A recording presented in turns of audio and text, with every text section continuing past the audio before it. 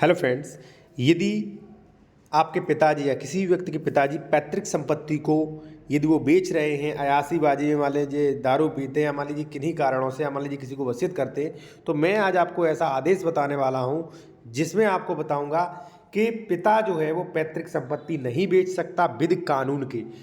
इसे बताने से पहले मैं आपसे एक चीज़ और कहूँगा, यदि आप ये कानून पीडीएफ के रूप में प्राप्त करना चाहते हैं या आपको इस कानून से संबंधित लीगल एडवाइस लेना चाहते हैं, ठीक है, तो ले सकते हैं। कॉन्टैक्ट नंबर जो साथियों है हमारा वीडियो की डिस्क्रिप्शन में दिया गया है, ठीक है जी।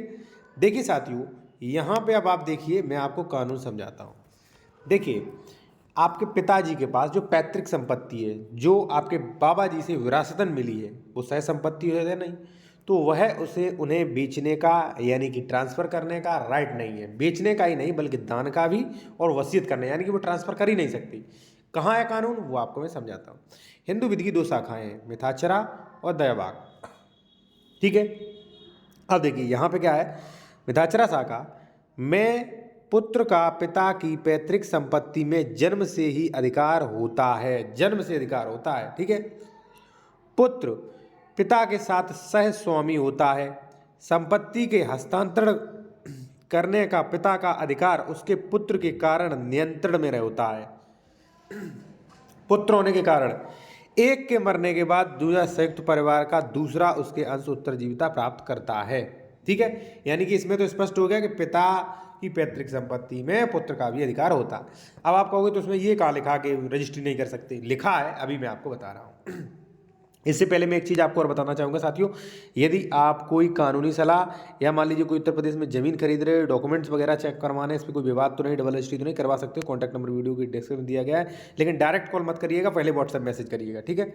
अब देखिए यहाँ पे हस्तांतरण के संबंध में, हस्तांतरण मतलब ट्रांसफ़र के संबंध में। ट्रांसफ़र क्या होता है, ट्रांसफ़र कई तरीकों से किया जाता है। ट्रांसफ़र बोलते हैं जैसे बेनामा है, दान पत्र है, यानी कि दूसरे को संपत्ति देना, ऐसा कोई भी जरिया, ठीक है।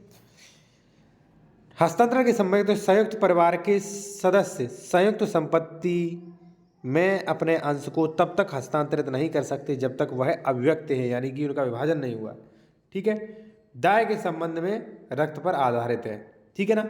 स्पष्ट हो गया साथियों कि पिता की पैतृक संपत्ति में पुत्र का भी अधिकार है, आपका भी अधिकार है।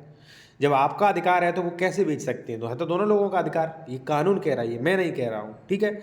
और यदि मान लीजिए आप एक पीडीएफ चाहते हैं इस प्रकार का, ठीक है, यही पीडीएफ, तो व्हाट्सएप पे मैसेज करिए, वहाँ पर आपको फीस बता दी जाएगी, पे करके ये पीडीएफ ले सकते हैं। दूसरा ये है, ये देखिए यहाँ पे दाया भाग, एक शाखा और दाया भाग।